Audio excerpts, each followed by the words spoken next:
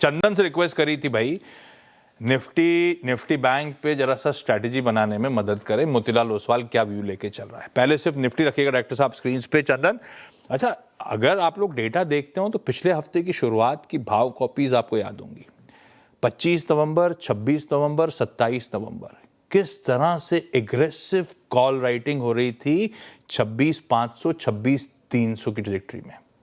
और देखा call writer का कन्विक्शन, हम कहाँ आके खड़े हुए और कहाँ एक्सपायरी हुई है। तो कोई स्मार्टर हैंड्स तो पहले ही मूव कर गए थे पिछले हफ्ते की शुरुआत में। चंदन, खैर पेन अच्छा खासा है, अच्छा नहीं लग रहा स्क्रीन को देखकर, पर निफ्टी में आप लोग का अप्रोच क्या है, क्या करोगे? यहां से वीकनेस और बढ़ती हुई दिख रही है आपको?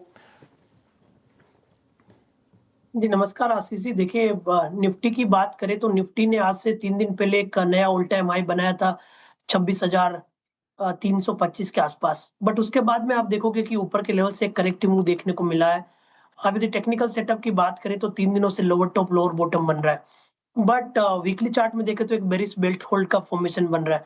बट उसके बावजूद भी प्रीवियस वीक का जो लो है 25,850 उसको रेस्पेक्ट किया है। एग्जैक्टली 25,842 बना है और इस वीक अभी भी 25,891 के लो बना के मार्केट होल्ड कर रहा है। तो वीकनेस तो ऊपर के लेवल से है क्योंकि सस्टेन कॉल राइटिंग है। अब जो मैंने यहाँ पे चार्ट आपको दिखाया है उसमें 2-3 चीज इंपॉर्टेंट है। एक तो बाजार राइजिंग ट्रेंड लाइन को सपोर्ट कर रहा है और आप अच्छी बात ये देखोगे कि पहले एक बाजार में एक ट्रायंगल बना था, ट्रायंगल का ब्रेकआउट हुआ और ये जो रिसेंट की तेजी हुई है, जो 7 नवंबर का लो है, वो एग्जैक्टली उसी ब्रेकआउट को 50 डे के साथ रीटेस्ट करके मूवमेंट आया था, जो 25,300 का लो बना और वहां से 1000 पॉइंट की रैली बनी।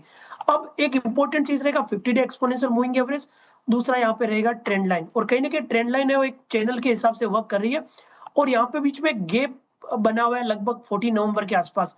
तो दो चीज आपको ध्यान में रखनी है। पहले तो ऐसा लग रहा है कहीं ना कहीं 25,850 बाजार में रुक जाएगा, क्योंकि ये जो बड़ा मोमेंटम आया था वो 26 नवंबर को हुआ था और वहां से जो बॉटम बने थे वो 25,850 के आसपास बने थे। वो लेवल नहीं टिकता है तो शायद 25,700 के आसपास बाजार बॉटम बनने का प्रयास करेगा। अब डेटा सेटअप की बात करें तो ऊपर में सस्टेन कॉल राइटिंग देखने को मिल रही है, पुट कॉल रेशियो घटा है।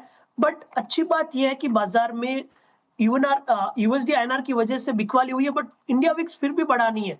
इंडिया विक्स 11.28 के आसपास है, तो जो इंडिकेट कर रहा है थोड़ा बहुत सेंटीमेंट चेंज हुआ है, बट कोई बड़ा पैनिक का माहौल अभी फिलहाल नहीं है। तो इसलिए मेरा मानना है कहीं ना कहीं 25,850 के बाजार बॉटम बनाने का ट्राई करेगा और ऊपर में 26,150 तक के बाउंस बना देगा।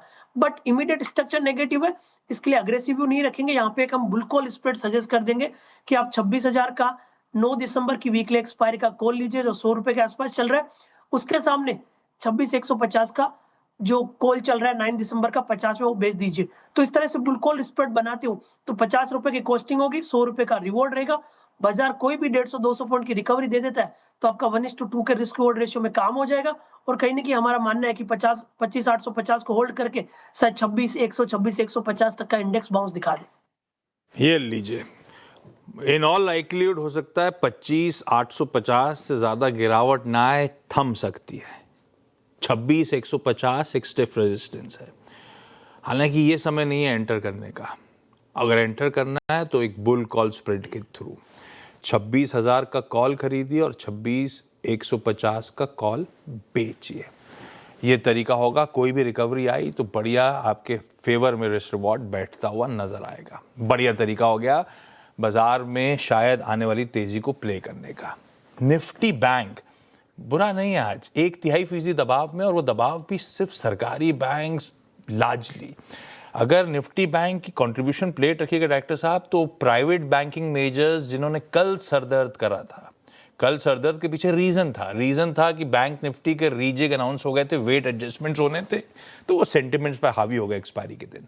आज वही प्राइवेट बैंकिंग मेजर्स आपको इन ग्रीन ट्रेड करते हुए नजर आएंगे। ये देखिए, आईसीआईसीआई, एचडीएफसी, एक्सिस बैंक, तीनों इन ग्रीन। चंदन, निफ्टी बैंक प्लेस कैसा, क्या उसमें भी आप इवेंचुअली मान रहे हो ज्यादा गिरावट नहीं बची है, या फिर अप्रोच क्या रखोगे? देखिए आशीष जी, अब देखिए ये ईयर का लास्ट महीना है तो निफ्टी ने इस पूरे साल वाईटीडी बेसिस पे लगभग 10% की बढ़त बनाई है। वहीं बैंक निफ्टी अभी भी लगभग 16% की बढ़त बनाए हुए है। इस साल लगातार ये 5वां साल रहेगा जब ईयर ऑन ईयर बेसिस पे पॉजिटिव मूव दिखा रहा है। अच्छी बात यह है कि यहाँ पे रिलेटिव स्ट्रेंथ देखने को मिली है, भले ही हम ऊपर के लेवल से 1% डाउन है। बट ओवरऑल यदि जो मैंने आपको चार्ट बताया उसमें आप देखोगे बैंक निफ्टी में कि एक कहीं ना कहीं एक राइजिंग चैनल में बैंक निफ्टी काम कर रहा है और 20 डे एक्सपोनेंशियल मूविंग एवरेज पिछले लगभग 40 दिनों से रेस्पेक्ट हो रहा है।